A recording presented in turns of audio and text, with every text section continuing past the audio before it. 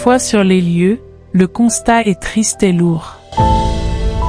Des habitats en ruine sous l'effet des eaux pluviales et de la crue du fleuve. D'autres complètement submergés.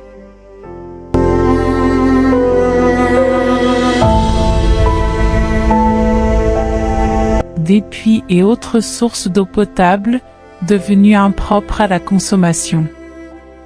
Parce que submergées et polluées par ces eaux infectes.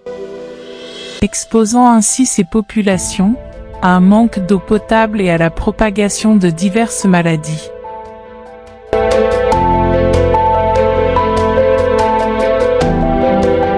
Des pistes de production jadis empruntées à pied sont englouties par les eaux et deviennent impraticables même en voiture. Ce qui engendre un problème majeur d'évacuation du peu de récoltes possibles.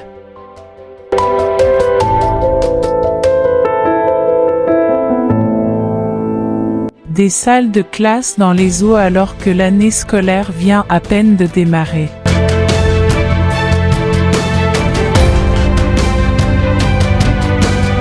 Des périmètres de bananes et des champs maraîchers, sur lesquels les populations fondaient tout leur espoir pour bien vivre et subvenir à leurs besoins après les récoltes. Hélas, ces pauvres villageois n'ont plus que leurs yeux pour constater avec impuissance le fruit de leur sacrifice et de leur travail pourrir dans ces eaux.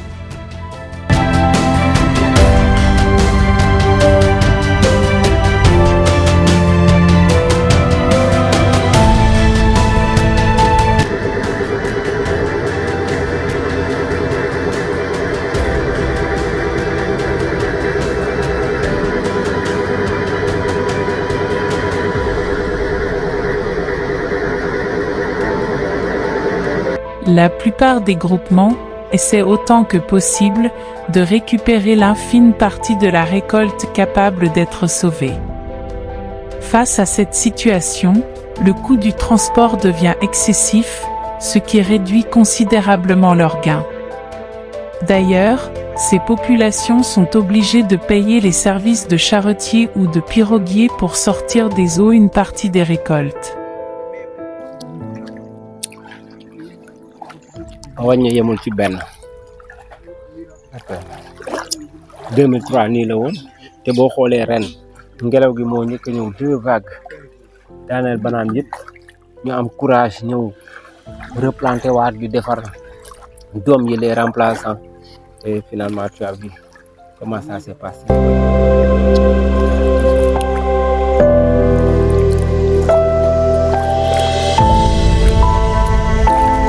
Comme ni ma ko waxee sànq nañ ko jéem a ñafewaat. Bonjour, je m'appelle Marie-Pascale Bouban. J'habite le village de Ouassadou Dépôt. J'ai 28 ans. Je suis paysanne. Tous mes champs sont touchés par l'inondation.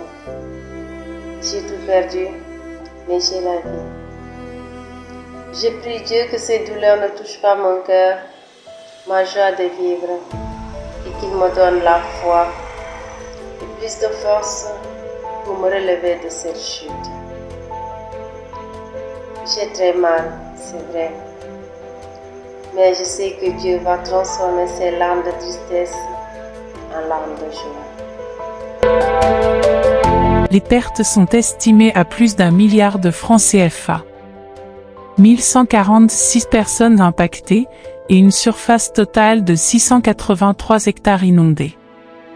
Ces victimes ont actuellement besoin de secours et d'assistance, en termes d'appui financier pour relancer leurs activités économiques. De denrées alimentaires, d'eau potable, de kits d'hygiène, de fournitures scolaires pour les élèves, de matériaux de réhabilitation des habitats et des puits d'eau, d'assistance sanitaire, mais également psychologique. Cette situation nous interpelle tous. Elle fait appel à notre sensibilité. Alors, tous ensemble, pour une générosité agissante, en faveur de ces populations impactées. Merci d'avance.